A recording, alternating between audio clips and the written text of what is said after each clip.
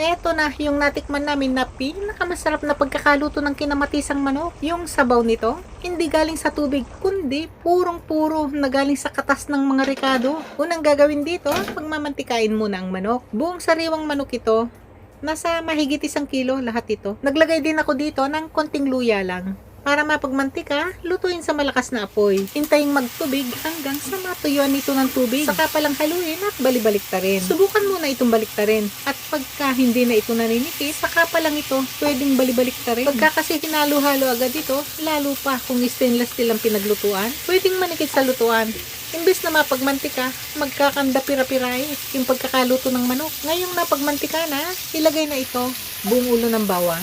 Gisa-gisahin saglit at pagka naamoy na yung bango nito, pwede nang ilagay itong buong ulo ng sibuyas. Ganon din. Gisa-gisahin saglit.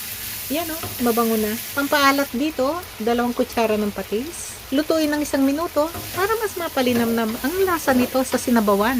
Sunod nang ilagay dito, 3 piraso ng siling pula, 3 tasa ng kamatis. Masarap dito, yung talagang hinog na kamatis. Para mas masarap, kung meron, maglagay din ng 2 piraso ng mansanas. Tanggalan lang ng buto, pero yung balat, huwag nang tanggalin. Para nga hindi mangitim, iniwa ko lang at hinugasan bago ilagay sa lutuan.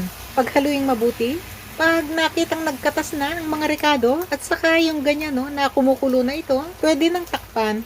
Lutuin ng 45 minutos sa pinakamahinang apoy. Huwag mag-alala na baka matuyuan nito ng tubig. Dahil nga sa pinakamahinang apoy ang gamit, kaya pabalik-balik lang sa lutuan yung singaw ng katas galing sa mga ricado. Kaya nga yung pagkakaluto nito, yung in-steam talaga sa sarili nitong katas. Matapos ang 45 minutos, timplahan ng 1 kutsarita ng asin. Gusto ko na rin yung lambot ng manok. Kasarapan na. Yan na ang dami na ng sabaw. Purong-puro yan. Galing sa katas ng mga ricado. Yung lasa ng sabaw, manamis-namis na maasim-asim. May kakaibang sarap. Tikman para maihusto ang lasa. Kanyama na. Sunod nito, ilagay na ang manghang na sili, 3 piraso ng siling pansigang, at saka 1 kati o kaya 600 grams ng napa cabbage. May chika ko lang pala na ang timbangan dito sa Hong Kong pag bumibili kami sa palengke, per kati talaga o kaya per pound. Pagkatakip, lutuin ng 3 minuto, o kaya naman ay hanggang sa makita na medyo nalanta na ang mga gulay. Gumamit na dito ng malakas na setting ng apoy.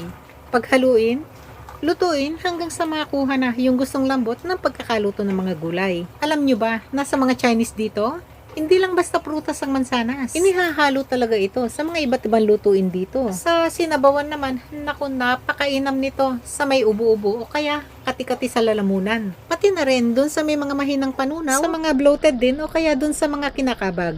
O yan na may kaluto ta na. O ready to serve na to. Karo, kanya mana puning sabo.